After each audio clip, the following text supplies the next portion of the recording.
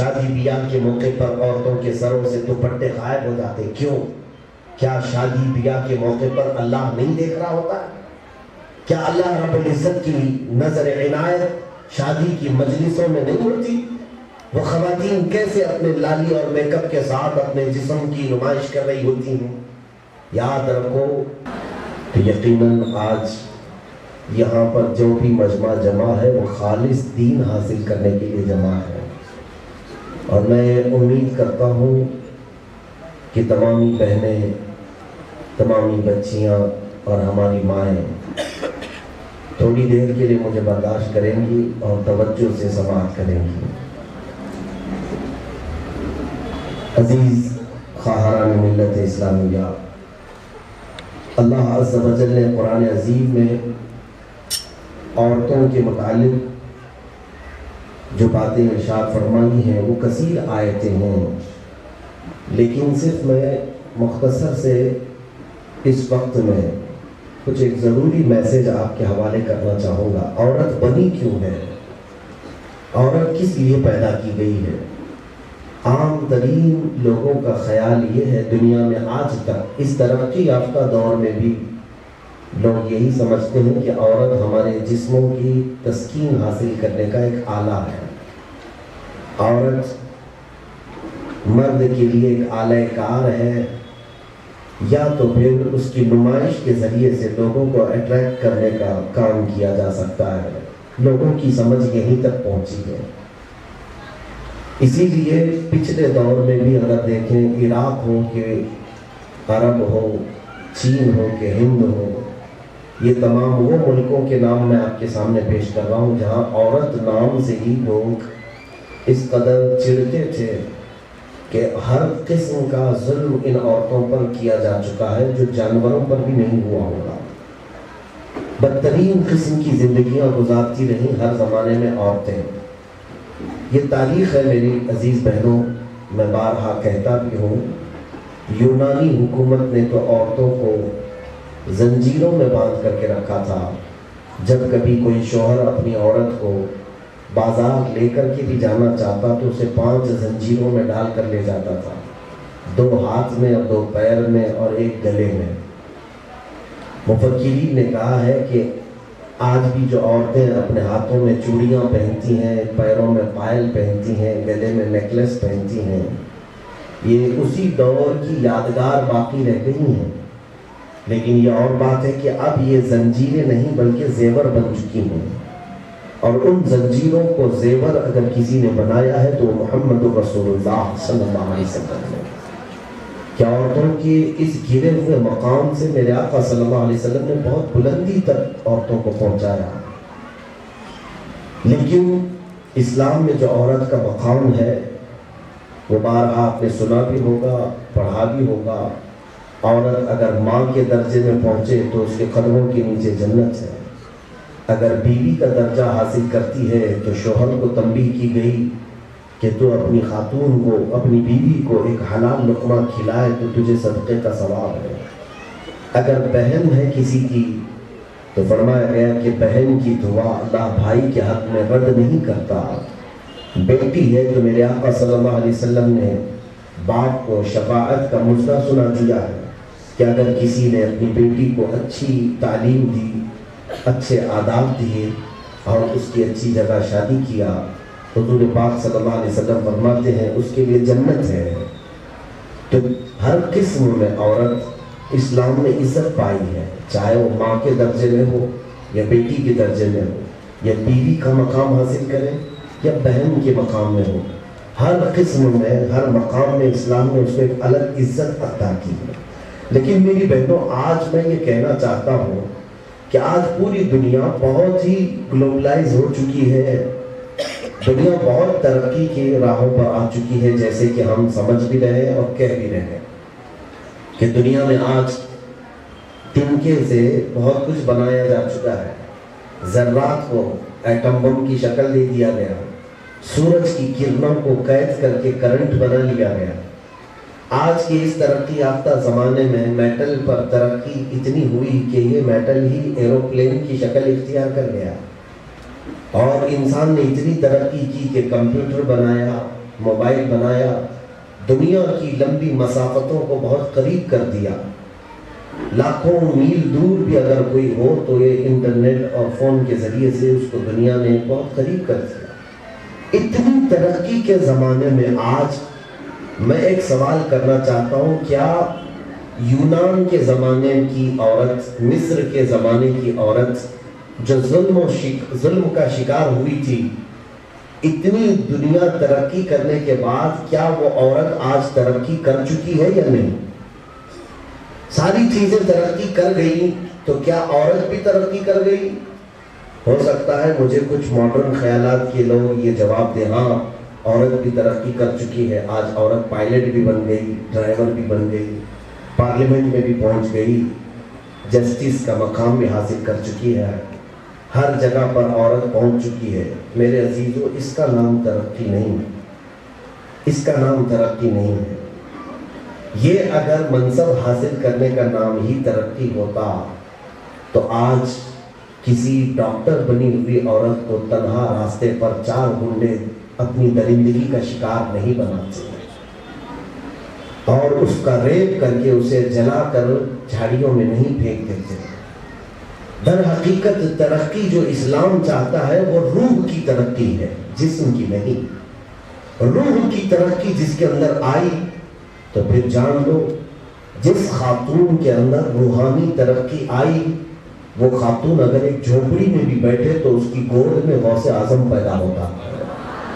اگر روح کی ترقی ہو چکی ہے تو وہ خاتون کسی باغیچے میں بھی بیٹھی ہو لیکن اس کی گود میں کھیلنے والا معین الدین چشتی ہوتا ہے. اگر روح کی ترقی کر چکی ہے تو اس عورت کی تربیت کا اثر یہ ہوتا ہے میرے عزیز بہنوں کہ اس کی میٹھے جملوں سے ہی بچہ کبھی بایزید بستانی بنتا ہے، کبھی امام شافعی کی شکل اختیار کرتا ہے. بہت ساری عورتیں ہیں مثال کے لیے، لیکن میں چند باتیں یہاں میری آئی بھی بہنوں سے کہنا چاہوں گا. آج آپ آئی ہیں، تقریریں بہت سن چکی ہوں گی آپ، اور کچھ تو ایسا ہے کہ اب یہ زمانہ لوگ یہ کہہ رہے ہیں تقریریں سننے کا نہیں، ہم تھک چکے تقریریں سن کے. اگر آپ تھک چکے ہیں تو ہم تھکے نہیں ہیں سنانے میں، لیکن ایک بات یاد رکھیں کہ محض تقریر سننا ہی یہ کوئی جلسے کا مقصد نہیں، نہ اجتماع کا مقصد ہے. اگر آئی ہوئی خواتین اپنے دل میں ایک عہد یہ کر کے جانا چاہتی ہیں کہ آج میں فقط 1 گھنٹے کے لیے آئی ہوں لیکن میری زندگی کے چلنے والے راستے کو آج میں بدل لوں گی، اور جو راستہ میں چل رہی تھی آج میں وہاں سے مڑ جاؤں گی، اس راستے پر چلوں گی جس راستے پر رسول اللہ نے اپنی بیٹیوں کو چلایا تھا. آج میں اس راستے پر چلنا چاہوں گی جس پر رابعہ بصریہ نے چلا، اور اس راستے پر میں آج چلنا چاہتی ہوں، عہد کرتی ہوں جس راستے پر امت کی عظیم ماؤں نے چل کر کے ہمارے لیے بہت ہی رہنما نقوش چھوڑے ہیں. میری عزیز بہنوں، اگر عورت کے اندر انقلاب آتا ہے تو آپ نہیں جانتی کہ اس کا اثر کتنا ہوتا ہے. ہم مردوں کو ہر جمعہ میں تقریر کرتے ہیں، مردوں کی اصلاح کی کوشش کرتے ہیں. ایک مرد اگر سدھرتا ہے، سنورتا ہے تو یہ ظاہر کو سنوار دیا ہم نے، لیکن ایک خاتون اگر سنورتی ہے، اپنا دل کی روحانیت کی تقویت وہ پیدا کر لیتی ہے تو جانتی ہیں اس کا اثر ایک پورے خاندان پر پیدا ہوتا ہے.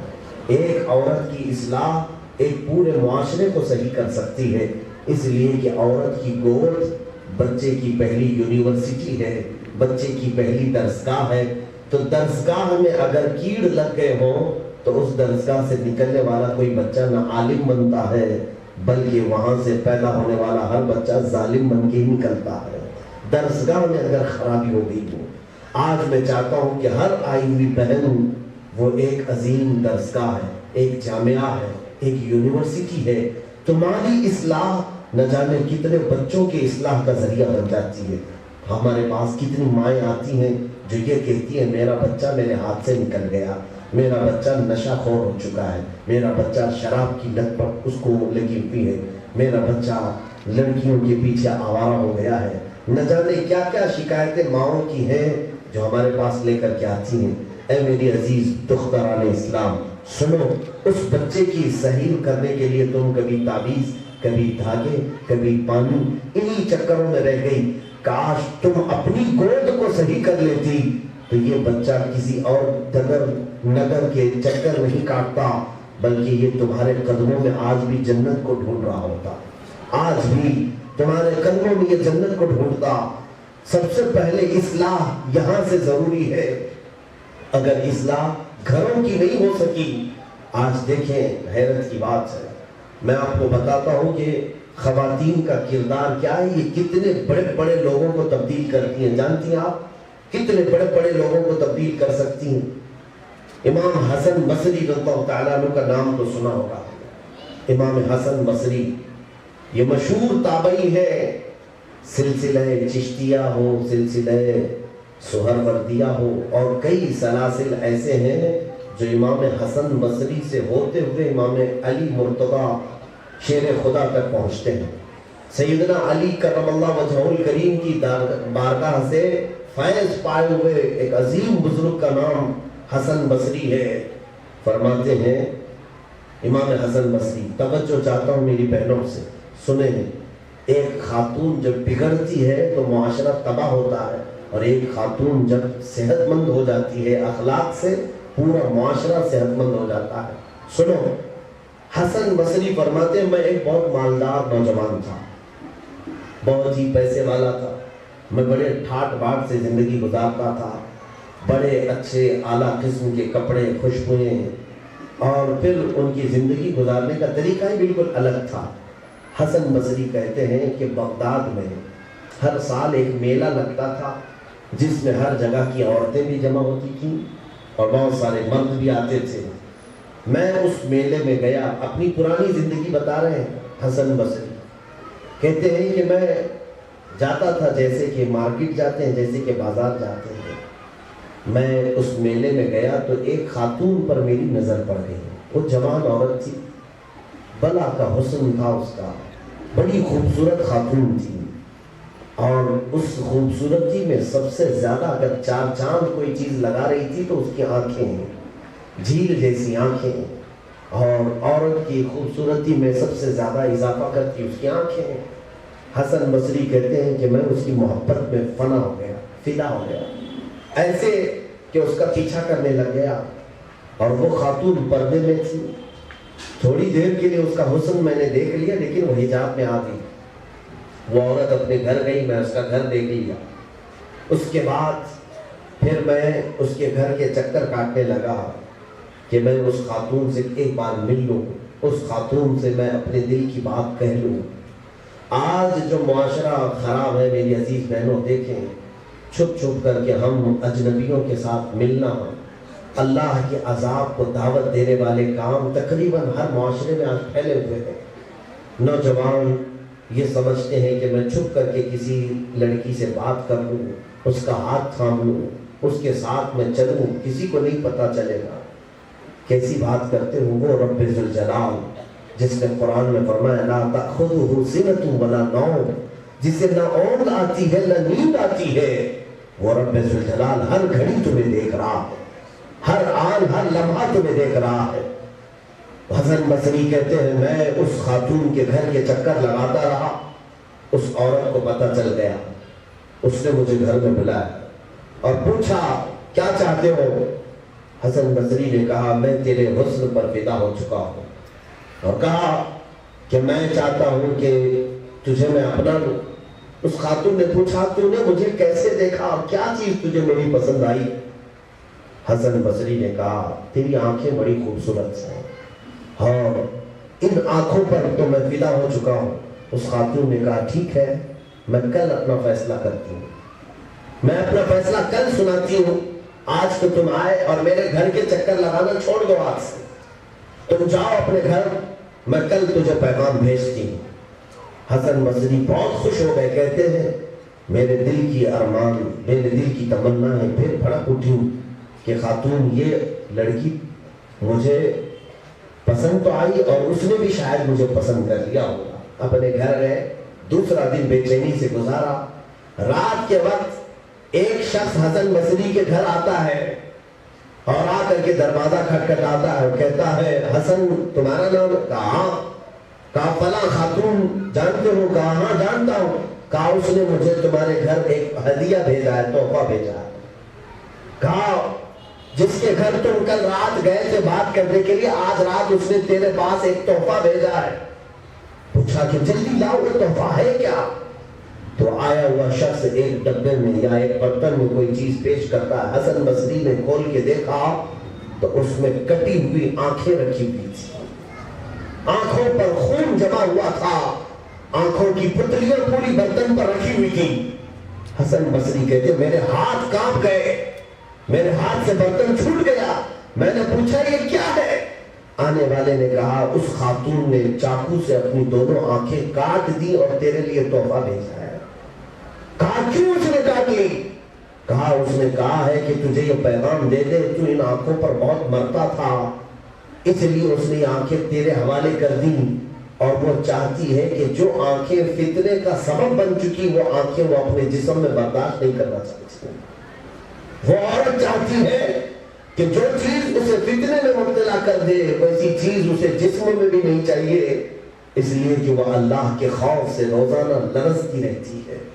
وہ عام عورت نہیں ہے، اللہ کی ایک ایسی برگزیدہ بندی ہے کہ پوری رات خشیت الہی میں عبادت کے ساتھ گزارتی ہے۔ حسن بصری کو پورے جسم میں رونگٹے کھڑے ہو گئے کہ آئے افسوس، میں نے کس عورت پر نگاہ ڈالی اور میں نے کیا کر دیا۔ اس عورت کی یاد میں پوری رات بے چینی میں گزارا اور اپنے اس گناہ پر بڑی شرمندگی ہوئی کہ نہ میں اس عورت کے گھر جاتا، نہ وہ اپنی آنکھیں کاٹ کر مجھے دیتی، پتہ نہیں اس کا کیا حال ہوگا۔ اے میری عزیز بچیوں، اگر کسی عورت کی آنکھیں چاقو سے کٹ گئی ہو کتنا درد ہوا ہوگا اور کیا حالت ہوئی ہوگی۔ حسن بصری کہتے ہیں پوری رات میں بستر پر لوٹ پوٹ ہوتا رہا، صبح جیسے ہی ہوئی دوڑتا ہوا اس عورت کے گھر پہنچا۔ معلوم تو کروں کہ یہ خاتون اپنے چاقو سے اپنے ہاتھ سے آنکھیں کاٹ کر رکھ چکی ہے، اس کا کیا انجام ہوا ہوگا۔ حسن بصری کہتے ہیں میں جب گیا تو دیکھا اس کے گھر کے بعد بہت بھیڑ جمع تھی، پوچھا کیا ہوا؟ کہا اللہ والی جو عبادت میں پوری رات گزارتی تھی آج اس کا انتقال ہوا ہے، جنازہ اٹھانے کے لیے لوگ جمع ہیں، جنازے کے لیے لوگ جمع ہیں۔ حسن بصری کہتے ہیں میرے پورے جسم کو اس واقعے نے ہلا دیا، جنازہ چلا گیا، اس خاتون کا ایک ہی رات میں انتقال بھی ہو گیا۔ اس خاتون نے خودکشی نہیں کی میرے عزیزوں، اس خاتون نے اس رات اللہ سے یہ دعا کی کہ اے مولا، میں اپنے جسم کو زندگی بھر چھپاتی تھی، انجانے میں کسی نوجوان کی نگاہ مجھ پر پڑ گئی، اب میں نہیں چاہتی کہ اس فتنے والے چہرے کے ساتھ اور جیوں، مولا تو اپنے پاس مجھے بلا لے۔ رات بھر وہ عورت روتی رہی اور صبح اس کا انتقال ہو چکا تھا۔ یہ اللہ والیاں ہیں جن کے بارے میں قرآن کہتا ہے ان المسلمین والمسلمات والمؤمنین والمؤمنات والقانتین والقانتات والصادقین والصادقات۔ اس آیت میں آگے چل کر کے رب تعالیٰ فرماتا ہے والحافظین فروجہم والحافظات، وہ عورتیں جو اپنے شرمگاہوں کی حفاظت کرتی ہیں، اعد اللہ لہم مغفرۃ واجرا عظیما، اللہ نے ان کے لیے بہت بڑی مغفرت رکھی اور بہت بڑا اجر عظیم رکھا۔ میری عزیز خواتین، میری عزیز بہنوں، کیا آج پوری دنیا ایڑی چوٹی کا زور لگا کر کے تمہیں ننگا کر کے بازار میں لانا نہیں چاہتی؟ اور عورت آج کہتی ہے ترقی ہو چکی ہے، ترقی ہو چکی ہے۔ کون سی ترقی؟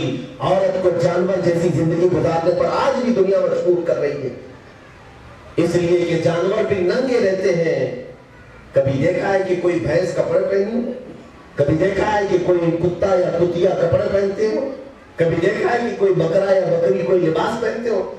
وہ تو بے لباس گھومتے ہیں، اور دنیا یہی چاہتی ہے کہ یہی جنگلی جانوروں کی طرح ہماری عورتیں بھی محض چھوٹے چھوٹے ٹکڑوں میں باہر آئیں۔ آج یہ ٹکڑوں پر لا کر کے رکھا ہے اور اس کے بعد کل یہ بھی چھین لیں گے، تاکہ عورت، کچھ علاقے آج یورپ میں ایسے ہیں جہاں پر سال میں ایک دن یہ لوگ پریڈ کرتے ہیں، پریڈ، معاذ اللہ رب العالمین۔ میں نے سنا کچھ یورپی نوجوانوں سے بغداد میں آئے تھے، وہ کہتے ہیں سال میں پہلے ایک بار ہوتا تھا، اب ہر مہینے یہ پریڈ رکھا جاتا ہے۔ کیا ہے پریڈ؟ کہتے ہیں کہ پورا شہر اس دن چھٹی پر ہوتا ہے دکانیں بند ہوتی ہیں اور ساری عورتیں اور مرد اس میں حصہ لیتی ہیں. اس پریڈ کی خصوصیت یہ ہوتی ہے کہ ہر عورت سر سے لے کر کے پیر کے ناخن تک ایک لباس کا ٹکڑا بھی نہیں رکھے گی, نہ اپنے سینے پر نہ اپنی شرمگاہ پر. ساری عورتیں اس میں ننگی بازار پہ چلتی بھی جائیں گی. تقریباً 2 کلومیٹر کا یہ مارچ ہوگا اور وہ منظر دیکھنے کے لیے پورے شہر میں لوگ سڑکوں کے ارد گرد کھڑے رہتے ہیں, فوٹو لیتے رہتے ہیں, اور اس میں پوری عورتیں ننگی چلتی ہوئی جاتی ہیں اور وہ کہتی ہیں اس بات پر ہمیں فخر ہے, ہم آزاد ہیں, ہمیں کوئی پابندی نہیں لگا سکتا. یہ کیسی آزادی ہے جو تمہیں جانور بنا رہی ہے؟ یہ کیسی آزادی ہے جو تمہیں کتوں سے زیادہ ذلیل زندگی پر مجبور کر رہی ہے؟ میری عزیز بہنوں, آج دنیا تمہارے حجاب کو چھیننے کی کوشش کر رہی, اور میں دیکھ رہا ہوں ہماری بچیوں کے حجاب چھین گئے. شادی بیاہ کے موقع پر عورتوں کے سروں سے دوپٹے غائب ہو جاتے. کیوں؟ کیا شادی بیاہ کے موقع پر اللہ نہیں دیکھ رہا ہوتا ہے؟ کیا اللہ رب العزت کی نظر عنایت شادی کی مجلسوں میں نہیں ہوتی؟ وہ خواتین کیسے اپنے لالی اور میک اپ کے ساتھ اپنے جسم کی نمائش کر رہی ہوتی ہیں؟ یاد رکھو, ایک مسلمان عورت وہ ہے جو اپنے گھر میں بھی ویسی پردہ کرتی ہے اور بازار میں بھی ویسی پردہ کرتی ہے, اور وہ پردہ صرف اور صرف مردوں سے نہیں بلکہ اللہ کے خوف سے کرتی ہے کہ میرا رب, میرا مولا مجھے دیکھ رہا ہے. اور جب تک تمہارے دلوں میں یہ اللہ کا خوف نہیں آئے گا, دنیا تمہارے ساتھ کھیلتی رہے گی. آج امام حسن بصری کی بات میں نے جو بتایا, وہ کیسی خاتون تھی جس نے پورے حسن بصری کی زندگی کو بدل دیا. اور ایک حسن بصری اس دن جو توبہ کر کے آئے مولا علی شیر خدا کی بارگاہ میں بیٹھ گئے, شرف تلمذ حاصل کیا, اور پھر جب حضرت علی کی درسگاہ سے نکلے تو حسن بصری کی شاگردوں میں 1-2 نہیں میرے عزیزوں, لاکھوں کے نام آتے ہیں قیامت تک. جو سلسلے چل رہے ہیں, سلسلے قادریہ, سلسلے چشتیہ, سلسلے نقشبندیہ, سلسلے سہروردیہ, سارے سلسلے کے مشائخ سبوں نے امام حسن بصری سے فیض حاصل کیا. سب سے بڑے صوفی کا نام امام حسن بصری ہے. ان کا حال یہ تھا کہ ان کے مجمع میں جو بھی بیٹھتا تھا اللہ اس کی اسی وقت مغفرت کا اعلان کرتا تھا. جو حسن بصری کی مجلس میں بیٹھا اس کی مغفرت ہو جاتی تھی. لیکن پہلے کی زندگی کیا تھی وہ حسن بصری نے خود فرمایا, میں ایک عام سا نوجوان تھا, بازاروں میں دیکھتا پھرتا تھا, لیکن اس ایک عورت نے اپنے حجاب سے میری پوری زندگی میں تبدیلی پیدا کر دی. آج میں چاہتا ہوں ہمارے مجمع میں کوئی ایسی خاتون ہو, کوئی ایسی عورت ہو جو پورے نوجوانوں کی زندگی بدلنے کا ذریعہ بن جائے, سب کی زندگی تبدیل کرنے کا سبب بن جائے. آج تو عورتیں گناہوں کا ذریعہ بن رہی ہیں. کچھ نوجوان صرف اس لیے بگڑے کہ عورت نے آنکھوں سے اشارہ کر کے اس کو اپنی طرف آنے کا راستہ دے دیا. نہیں تو نوجوان کی ہمت کیسے ہوتی کہ تمہاری طرف نظر اٹھائے؟